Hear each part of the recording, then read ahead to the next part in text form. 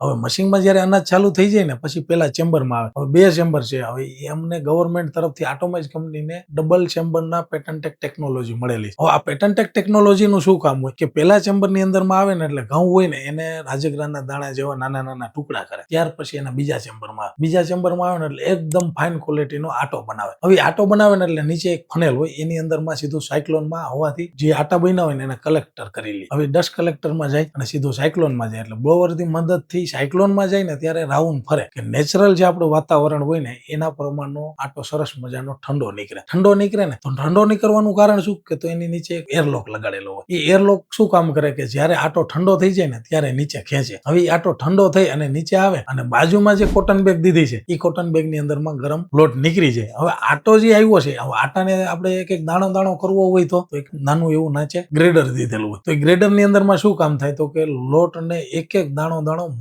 Mini micro આપણે કહીએ ને એવા માઇક્રો દાણા 30 મેસ 40 મેસ 50 મેસ 60 મેસ એવા પ્રકારના અલગ પ્રકારના થઈ જાય. પછી ગ્રેડરમાંથી સીધું કન્ટેનરમાં આવે.